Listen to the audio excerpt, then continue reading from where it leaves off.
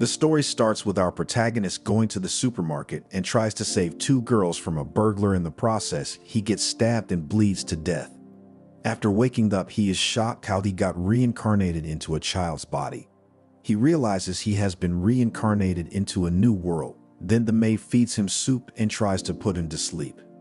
In this world, his name is Cain and he is 3 years old. His father's name is Garm, his mother is Sarah, and his older sister is Runi. He also has a stepmother called Maria and two stepbrothers called Jin and Alex. Garm is a high-ranking noble with his own private army. One of the main lands he rules in the forest of monsters, making Cain fascinated after hearing that the adventures defeat monsters using magic. In Earth, he was living alone after his grandpa died. Ryan tells her parents that Cain is a genius and can already read and write. Graham and Sarah are happy and Cain asks Graham if he can read magic book, which he allows, but Cain needs to be baptized at the age of 5 to use it. But Cain can use magic already. After that day, his sister taught him everything outside the kingdom. 2 years pass by. Now he is 5 years old. He is outside for the first time and is extremely happy that he will be baptized. As he looks through his sister's status window, Cain's parents explains to him how God's blessed them with protection from level 1 to 5, which determines how much their talent is. After going to the temple to worship the god, the priest calls for the god. Suddenly a light glows and he is summoned into the world of gods. They explain to him that he was killed by mistake because the thief would have tripped over, so he was reincarnated as compensation.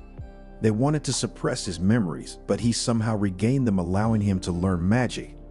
The god of magic is impressed by his behavior and grants him protection. One after another, all the gods bless him.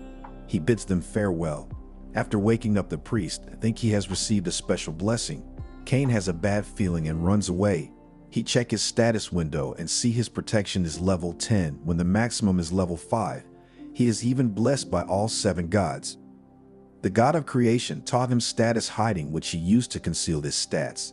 At the dinner table, he shows his father his status window, making them shocked. Even with the concealed stats, he is way too overpowered, and his father tells him to not show it to anyone.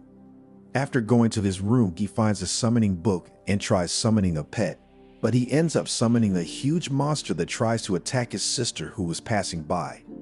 Cain tries to save them, but it's too strong. He then forcefully cancels the summon and faints. After waking up, he is happy that he is at least not dead.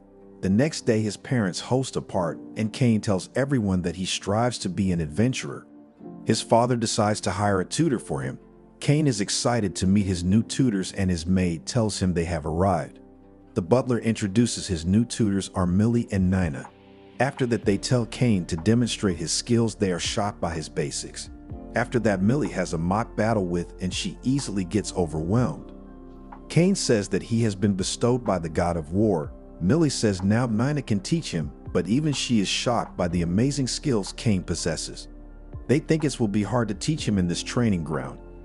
Cain suggests they take him outside to learn, so they ask permission from his father, to which he agrees on the condition that he reaches home before 7. After they go out to the forest and ask Cain to try intermediate magic. He destroys a boulder which is way above intermediate magic, but his mana reserves are still full. A rabbit attacks them, which Cain kills easily and preserve it using dimensional magic. It's Millie's dream to buy a dimensional pocket once she save up enough.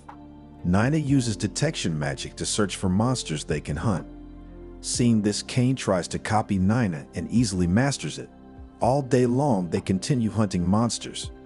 Once every few decades, these monsters cause an outbreak at night. He checks his stats to see that he is level 8 already after hunting a few rabbits. This is because of the 100 times effect the gods bestowed.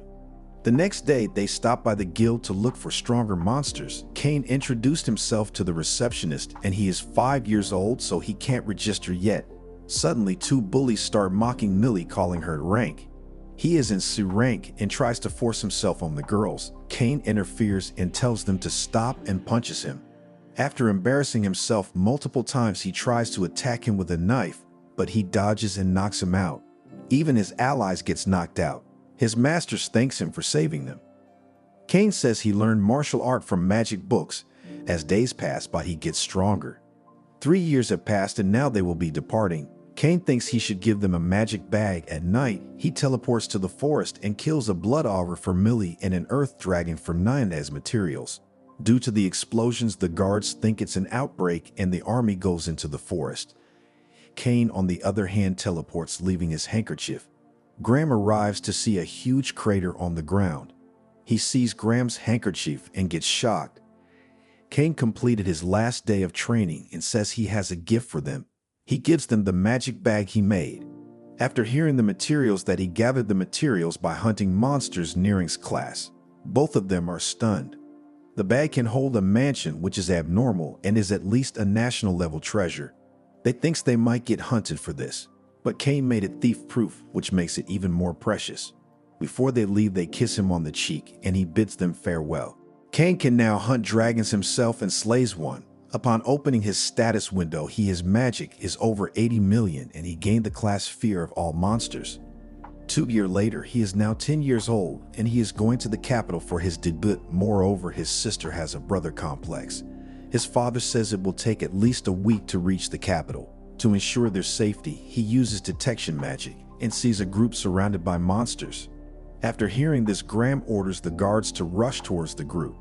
According to Cain, they will not reach there on time, so Cain gets out of the carriage and uses wind magic to rush to the scene. Upon arriving, he defeats most of the orcs easily. The soldiers are trying to protect the carriage, so Cain can't use magic. He then proceeds to use his swordsmanship and splits the A-class orc general in two. The soldiers think he is too abnormal for a kid. Cain introduces himself, but they don't believe him. He then proceeds to use Sage class level healing and cures all of them. He even collects the bodies of the dead soldiers. His father arrives to the scene and sees how most of the soldiers died. He now knows why Cain rushed to the scene. After seeing the emblem on the carriage, two girls come out. One is the princess and the other one is the duke's daughter. They thank Graham and he introduces Cain to the royals. The princess is stressed, so Cain uses a relief magic on them, making them feel bliss, so much so that afterwards they introduces themselves and starts thanking him for saving them. They learn that it's his debut. They say it's a coincidence that they are also going there. They then forcefully takes him inside their carriage, leaving Graham behind. Inside the carriage, they are sitting next to him. The princess tells him to call her Telis and the duke's daughter wants him to call them Silk. The soldier says they will stopping at the next town. After getting out of the carriage, the girl wants to stay the night with him, which Graham upon arriving instantly disagrees. The girls pressure him, so he allows it, but warns Cain to not do anything extreme. After going inside the room, Cain decides to sleep in the middle. Silk pushes her bed close to Cain's, following her. Even Telis does the same. Cain is very stressed, but they emotionally blackmail him, so he allows it. The following days, he couldn't sleep properly. After a few more days, they arrive at the capital. They are greeted by Dean, the vice commander of the army. He bows to Cain and thanks him for everything he did and also for bringing the dead back. After delivering the bodies, the commander says he has an audience with the king. As he walks into main chambers, hundreds of nobles are present. The minister narrates how Cain defeated the orc army and even defeated the A-class monster. He used divine healing and saved the remaining soldiers. The king promotes him to a baron and rewards him 10 platinum coin and a mansion of his own. Cain had to agree it, and the king dismisses the crowd and calls him to his chambers. Graham is impressed that Cain is his first child to get to the chambers. The king tells them it's not a formal talk and bows his head to Cain for saving his daughter. Even Silk's dad bows his head and thanks him for saving his precious daughter. Afterwards, they tell him that he will stay at the capital as he is way too talented. This was pre-planned before his arrival. Last but not least, they tell Cain to get engaged to both the girls, which he disagrees, but he had already slept with them and even Graham didn't help him, so he had no choice but to accept it. Cain prays and gets summoned by the gods. The god of creation says that he is already strong enough to be a demigod. They are bored and want him to entertain them with something related to his time on earth. As he was roaming through the royal capital, he comes across his childhood friend called Palma. He even meets up with her uncle and tells him he has work for him. He shows him a checkers board, and her uncle thinks this will be big hit on the market and leaves with a gold coin. Next, he goes shopping with his sister, and after reaching the palace, the maid says Thomas Palma's uncle is already done with a prototype. Cain is very impressed and tells this is exactly what he wanted. He then shows him how the game is played. Then they decide the types they would produce. Then Cain decides to fund them afterwards. They patent the product by offering it up to the god of commerce. Cain gets late for the ceremony. Upon arriving, he comes across Silk, and they formally thank him again. Cain compliments Silk so much she is flattered. After that, they meet up with the king and Tellus. Cain compliments her very much that she is going crazy. He then shows the king the board game he made, and the king wants to meet him later at his chambers. Even Garm is impressed that he developed a board game without him knowing. As his parents meet with the other guests, Cain decides to spend time with Silk privately. As they talk more casually with each other and start flirting, the son of a marquis interferes. Silk coldly greets them and they try to pick on Cain, but Silk says he is a baron, but they mistake him for a baron's child. After him being unfazed, they call him out to a duel. Silk sticks onto Cain to provoke them even more, and they start chanting magic one after another. They embarrass themselves, and Silk stops them and says that Cain himself is a baron and he the third son of a marquis. Moreover, he raised a full army of orc and saved her and the princess. After hearing this, they bow down to him and take their leave.